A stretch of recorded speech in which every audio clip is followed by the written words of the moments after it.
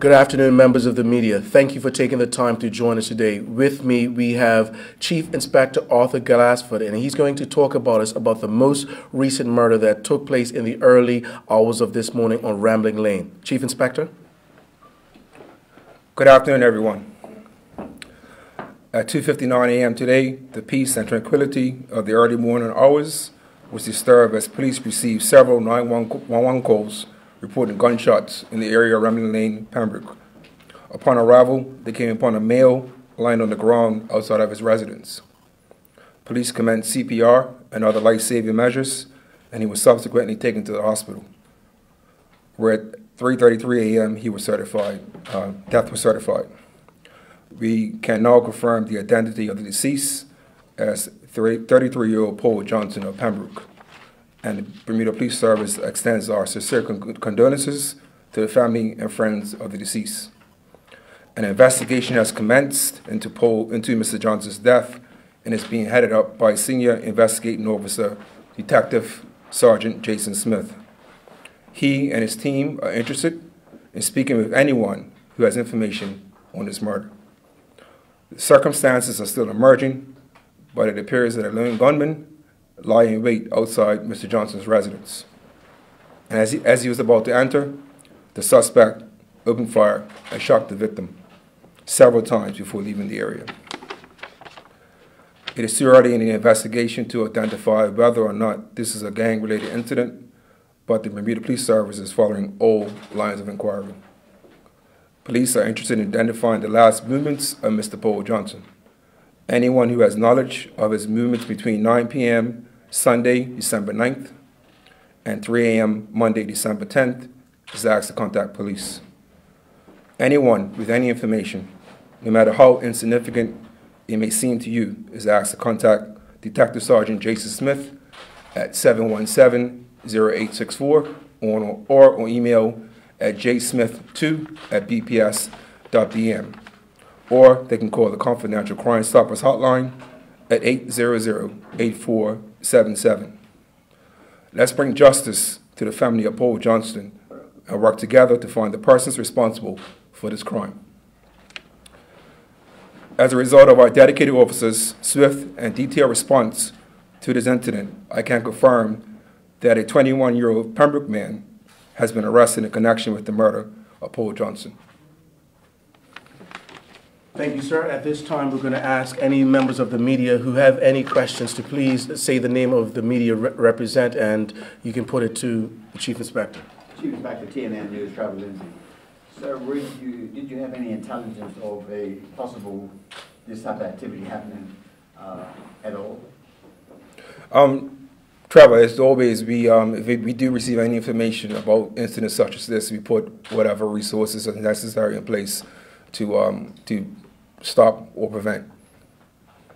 Gary Moreno, ZBM. Do you think this is a retaliation for the incident that happened, I think, 2 weeks ago in the Happy Valley area? Gary, it's too early in the investigation, but that's something that we're not going to, we're going to look at it as a line of inquiry, but it's too early in the investigation to say if it's a retaliation or connected to the last shooting. Johnson was not, it's too early to say whether it was gang related or not.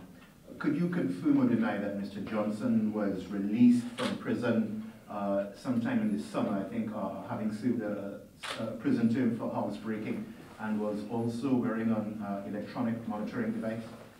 Gary, I think this is an incident that's happened not even 24 hours ago, and I think we need to have respect for the family, and we've got to remember that this is a young man who lost his life to a senseless killing, so I think it would be inappropriate for me to comment on that at this present time. Do you know whether he was known to police?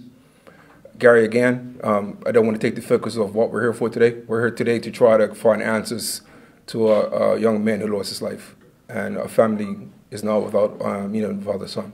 So I just think it's inappropriate right now to answer this type of questions. We understand he left an establishment here on Church Street, and there's a CC camera on the post office building, and plus CC cameras in the Middletown area, in the Rambling Lane area.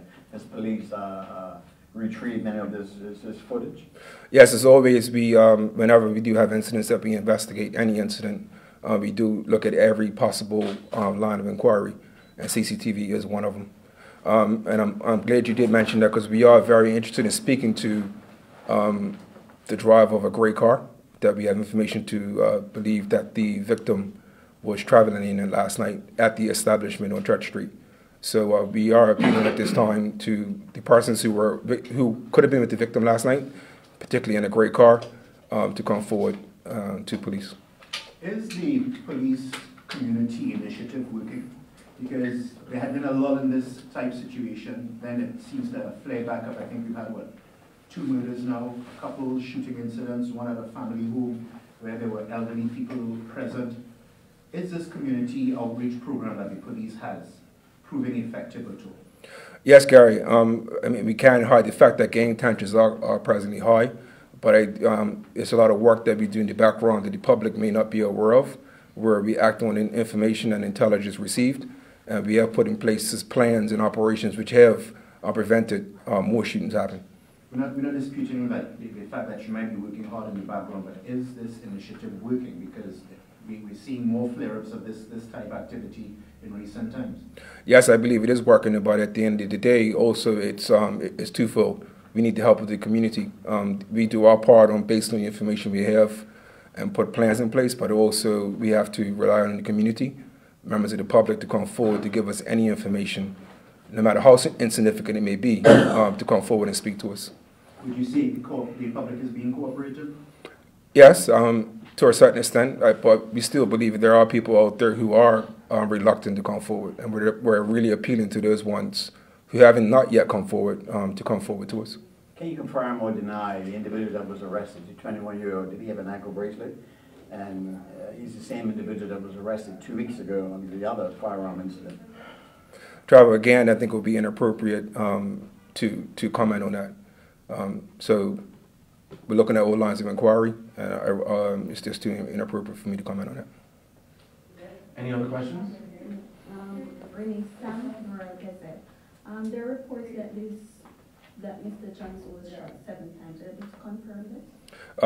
Stamp, I don't want to allude to any evidence in relation to the incident. I can confirm that he was shot several times. Okay.